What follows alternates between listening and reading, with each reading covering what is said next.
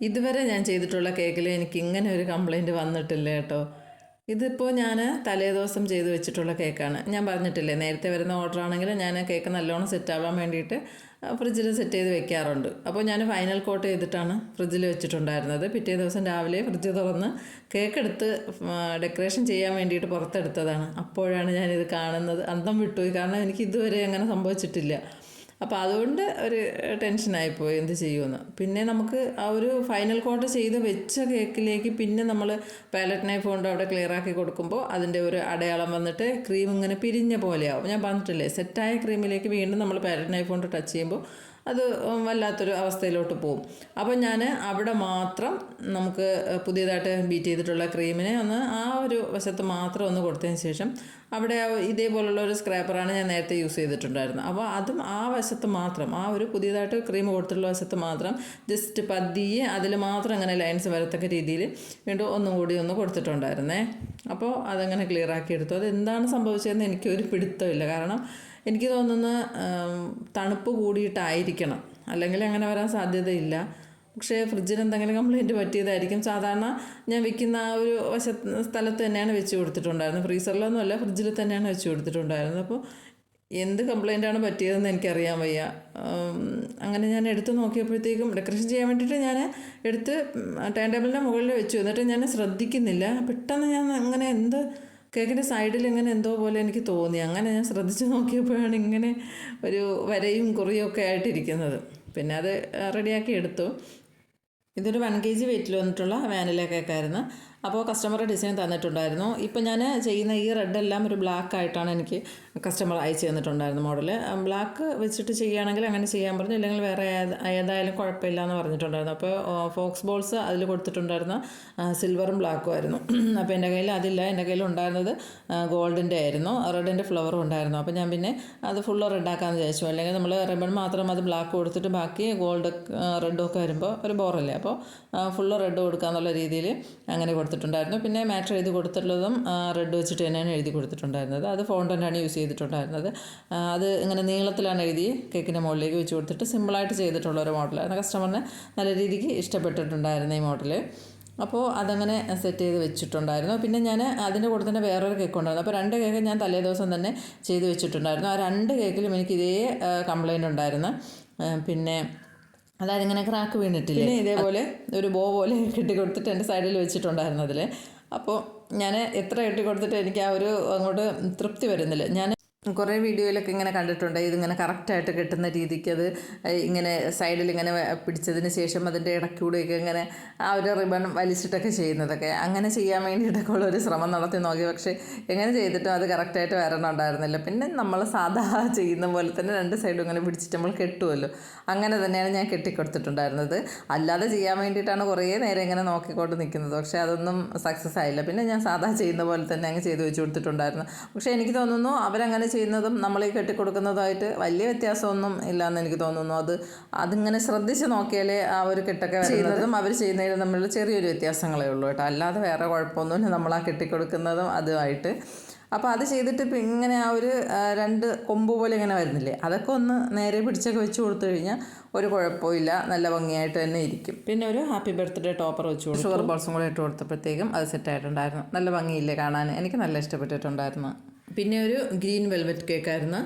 അപ്പോൾ അതിൽ ഞാൻ ഇതേപോലെ ക്രംസ് മുകളിൽ ഇട്ട് കൊടുത്തിട്ടുള്ളൊരു ഡിസൈൻ ചെയ്തിട്ടുള്ളത്. അപ്പോൾ ഇതിലാണ് അതേപോലെ തന്നെ അങ്ങനെ ക്രാക്ക് വീണിട്ടുണ്ടായിരുന്നത്. അതും പിന്നെ നേരത്തെ ചെയ്ത പോലെ തന്നെ കുറച്ച് ക്രീം കൊടുത്ത സൈഡൊക്കെ ഒന്ന് ക്ലിയർ ആക്കി എടുത്തിട്ട് കുറച്ച് ക്രംസ് ഞാൻ നേരത്തെ തന്നെ എടുത്ത് വെച്ചിട്ടുണ്ടായിരുന്നു. അതിനെ ഒന്ന് പൊടിച്ചിട്ട് അരിച്ച് ഇതേപോലെ അതിൻ്റെ മുകളിൽ ഫുള്ളായിട്ട് ഇട്ട് കൊടുത്തിട്ടുണ്ടായിരുന്നു. എന്നിട്ട് ഗ്രീൻ കളർ വെച്ചിട്ട് തന്നെയാണ് ഫോണ്ടൻറ്റിൽ പേര് എഴുതി കൊടുത്തിട്ടുണ്ടായിരുന്നത്. അതും വെച്ച് കൊടുത്തിട്ടു. പിന്നെ കുറച്ച് ഷുഗർ ബോൾസും കൂടി ഇട്ടു. എന്നിട്ട് ഞാൻ കുറച്ച് ചോക്ലേറ്റ് ഡെക്കറേഷനും കൂടി അതിൻ്റെ മുകളിൽ വെച്ച് കൊടുക്കണമെന്നുണ്ടായിരുന്നു. പക്ഷേ ഞാൻ നോക്കിയ സമയത്ത് എൻ്റെ കയ്യിൽ 2-3 എണ്ണം ഞാൻ ചെയ്ത് വെച്ചിട്ടുള്ളതുണ്ടായിരുന്നു. അപ്പോൾ എനിക്കത് പോരാന്ന് തോന്നിയതുകൊണ്ട് പിന്നെ ഞാൻ അത്രയും ചെയ്ത് വെച്ചിട്ട് എനിക്ക് ഒരു സ്ഥലം വരെ പോകാനുണ്ടായിരുന്നു. അപ്പോൾ വൈകുന്നേരം കേക്ക് ഡെലിവറി ചെയ്താൽ മതിയായിരുന്നു. അപ്പോൾ അത്രയും ഞാൻ ചെയ്ത് വെച്ചിട്ടുണ്ടായിരുന്നു. ഫോണ്ടൻറ്റിൽ പേര് എഴുതി കൊടുത്തിട്ടുണ്ടായിരുന്നില്ല. ക്രംസ് ഇട്ട് ഒന്ന് റെഡിയാക്കി വെച്ചിട്ടുണ്ടായിരുന്നു. എന്നിട്ട് ഞാൻ പോയിട്ട് വന്നപ്പോഴത്തേക്കും ഒരു മിൽക്കി ബാറും ഒരു മഞ്ചും കൂടി വാങ്ങി വെച്ചിട്ടുണ്ടായിരുന്നു. അപ്പോൾ അതും കൂടി അതിൻ്റെ മുകളിലേക്ക് വെച്ച് കൊടുത്തിട്ട് നേരത്തെ ചെയ്ത് വെച്ചിരുന്നതിൽ 2-3 ചോക്ലേറ്റ് ഡെക്കറേഷൻ ഉണ്ടായിരുന്നു, അതും കൂടി വെച്ച് കൊടുത്തിട്ടുണ്ടായിരുന്നു. അപ്പോൾ ഞാൻ പോയി വന്നിട്ട് എനിക്ക് സമയം കിട്ടുകയാണെങ്കിൽ ചോക്ലേറ്റ് മെൽറ്റ് ചെയ്തിട്ട് തന്നെ 2-3 ടൈപ്പിലും കൂടി റെഡിയാക്കാമെന്ന് വിചാരിച്ചു. പക്ഷേ സമയം കിട്ടാത്തത് കൊണ്ട് ഞാൻ ഇതേപോലെ 2 ചോക്ലേറ്റും കൂടി വാങ്ങി അതിൻ്റെ മുകളിൽ വെച്ച് കൊടുത്തിട്ടുണ്ടായിരുന്നത്.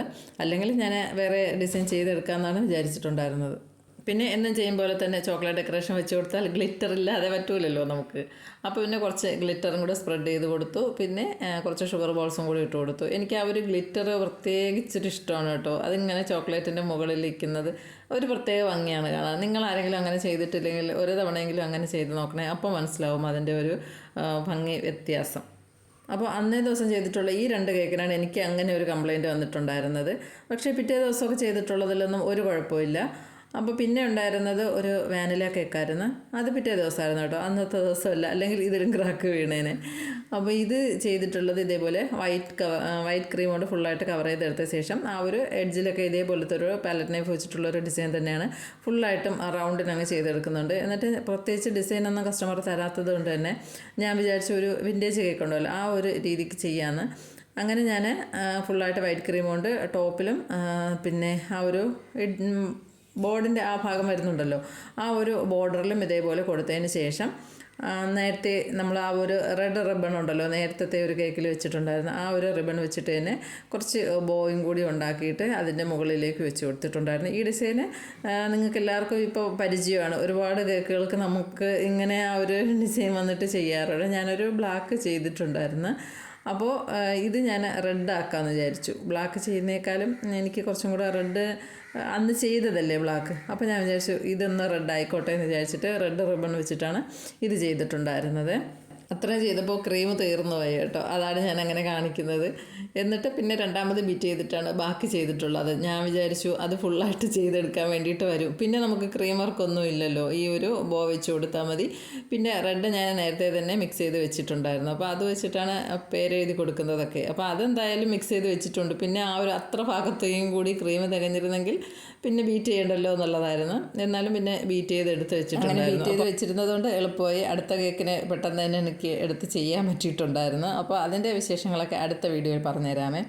അപ്പോൾ ഇതിലും ഞാൻ നേരത്തെ പറഞ്ഞ പോലെ തന്നെ ബോ ഒന്ന് കെട്ടിക്കൊടുത്തിട്ടുണ്ടായിരുന്നു. അത് നേരത്തെ ചെയ്ത് വെച്ചിട്ട് 4 എണ്ണമാണ് ഞാൻ വെച്ച് കൊടുക്കുന്നത്. അത് ഇങ്ങനെ നോക്കിയിട്ട് ഈ ഒരു സൈഡിൽ കൊടുക്കുന്ന അതിൻ്റെ നേരെ ഓപ്പോസിറ്റ് തന്നെ അടുത്തതും കൊടുത്തിട്ട് പിന്നെ അതിൻ്റെ സെൻറ്ററിൽ വേറൊരെണ്ണം, പിന്നെ അതിൻ്റെ നേരെ ഓപ്പോസിറ്റ് വേറൊരെണ്ണം, അങ്ങനെ കറക്റ്റ് സ്പേസ് ക്ലിയർ ആക്കിയിട്ട് 4 എണ്ണം വെച്ച് കൊടുത്തിട്ടുണ്ടായിരുന്നു. പിന്നെ സെൻറ്ററിൽ പേര് എഴുതി 1-2 റെഡിൻ്റെ ഹാർട്ട് ഉണ്ടല്ലോ, അത് എനിക്ക് മുന്നേ ആ ഒരു ഹാർട്ട് ചെയ്യാൻ നമ്മൾ ചെയ്യുമ്പോൾ അത് ശരിയാവുമോ എന്നുള്ളൊരു ഇതുണ്ടായിരുന്നു കേട്ടോ. ഞാൻ ഓരോ കാര്യവും ഇങ്ങനെ പറഞ്ഞിരുന്നത് എന്താണെന്നറിയാമോ, അപ്പം എനിക്കുണ്ടായിട്ടുള്ള അനുഭവങ്ങളാണ് ഞാനീ പറയുന്നതൊക്കെ. അപ്പം നിങ്ങൾക്കും അത് ഏതെങ്കിലും രീതിയിൽ അത് ഉപകാരപ്പെടും എന്നുള്ളൊരു വിശ്വാസത്തിലാണ് ഞാനിതിങ്ങനെ പറഞ്ഞു തരുന്നത്.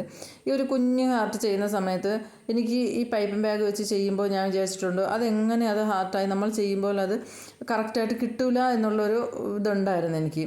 അപ്പം ഞാൻ ചെയ്ത് നോക്കിയപ്പോൾ എനിക്ക് മനസ്സിലായി നമ്മളെ കൊണ്ട് അത് ചെയ്യാൻ പറ്റും. ഇപ്പോഴൊന്നുമല്ല, മുമ്പത്തെ കാര്യമാണ് കേട്ടോ ഞാൻ പറയുന്നത്. അപ്പോൾ അതേപോലെയാണ് നമ്മൾ ഏത് കാര്യവും ചെയ്ത് നോക്കണമെന്ന് ഞാൻ പറയുന്നത്. അതുകൊണ്ടാണ് എനിക്ക് അങ്ങനെ ആദ്യം ഓരോ വീഡിയോ ഒക്കെ കാണുന്ന സമയത്ത് അവർ ഇങ്ങനെ പെട്ടെന്ന് ഇങ്ങനെ ഓരോരുത്തരും ചെയ്തു പോകുന്ന കാണുമ്പോൾ ഞാൻ വിചാരിക്കും അതെങ്ങനെ ചെയ്യുന്നതാണോ എന്തോന്ന് വിചാരിച്ചിട്ടുണ്ടായിരുന്നു. അപ്പോൾ അന്നത്തെ കുറേ അനുഭവങ്ങൾ ഇന്ന് നിങ്ങൾക്ക് എന്തെങ്കിലും രീതിയിൽ ഉപകാരപ്പെടുമെന്ന് എനിക്ക് തോന്നുന്നു. കാരണം എൻ്റെ വീഡിയോ കാണുന്ന കൂടുതലും എനിക്ക് തോന്നുന്നു തുടക്കക്കാരായിട്ടുള്ള ആൾക്കാരാണ്. അപ്പോൾ അതുകൊണ്ടാണ് ഞാൻ അത്രയും ഡീറ്റെയിൽ ആയിട്ട് തന്നെ പറയുന്നത്. വൈറ്റിലേക്ക് റെഡ് വരുമ്പോൾ നല്ല ഭംഗിയില്ലേ കാണാൻ. അപ്പോൾ അങ്ങനെ നമുക്ക് കുറച്ച് ക്രീം മാത്രം, അതായത് റെഡ് കളർ ക്രീം നമുക്ക് കുറച്ച് മാത്രം യൂസ് ചെയ്യേണ്ട ഡിസൈനൊക്കെ ആണെങ്കിൽ അത്യാവശ്യം നല്ല രീതിക്ക് റെഡ് കൊടുത്താൽ കുഴപ്പമൊന്നും ഇല്ല കേട്ടോ. കാരണം നമ്മൾ കുറച്ച് ആ ഒരു പേര് എഴുതാനും പിന്നെ ആ ഒരു ഹാർട്ട് കൊടുക്കാനും വേണ്ടിയിട്ട് മാത്രമല്ലേ യൂസ് ചെയ്യുന്നുള്ളൂ. ഫ്ലവറും കാര്യങ്ങളൊക്കെ ഒരുപാട് കൊടുക്കുന്നതിലാണ് നമ്മൾ കുറച്ച് കളർ ആഡ് ചെയ്യുന്നത്. ഇപ്പോൾ ഇങ്ങനെയുള്ളതിലൊക്കെ നമുക്ക് കുറച്ച് കൂടുതൽ കൊടുത്താലും കുഴപ്പമൊന്നുമില്ല. പിന്നെ ഞാൻ മുമ്പൊരു വീഡിയോയിൽ പറഞ്ഞതുപോലെ തന്നെ അങ്ങനെ നമ്മൾ അത്യാവശ്യം നല്ല രീതിക്ക് കളർ കൊടുത്തിട്ട് ചെയ്യുന്ന ഡിസൈനൊക്കെ നമ്മൾ ഡെലിവർ ചെയ്യുന്നതിന് തൊട്ട് മുന്നേ ചെയ്യുന്നതായിരിക്കും നല്ലത്. കാരണം ആ ഒരു റെഡ് വൈറ്റുമായിട്ട് പെട്ടെന്ന് തന്നെ അങ്ങ് സ്പ്രെഡായി പോവും നമ്മൾ ഫ്രിഡ്ജിലൊക്കെ വെച്ചിട്ട് എടുക്കുന്ന സമയത്ത്. അപ്പോൾ അത് നോക്കിയിട്ട് ചെയ്യുന്നതായിരിക്കും നല്ലത്. അപ്പോൾ ഇന്നത്തെ വീഡിയോ ഇത്രയേ ഉള്ളൂ. എല്ലാ വീഡിയോസും നിങ്ങൾക്ക് ഇഷ്ടപ്പെടുന്നു എന്ന് വിചാരിക്കുന്നു. എന്നും പറയും പോലെ തന്നെ വീഡിയോ ഇഷ്ടപ്പെട്ടാൽ ലൈക്ക് ചെയ്യാനും ഷെയർ ചെയ്യാനും സബ്സ്ക്രൈബ് ചെയ്യാനും പിന്നെ നിങ്ങളുടെ അഭിപ്രായം എന്താണെന്ന് വെച്ചാൽ അതൊന്ന് കമൻറ്റ് ചെയ്യാനും മറന്നു പോകരുതേ.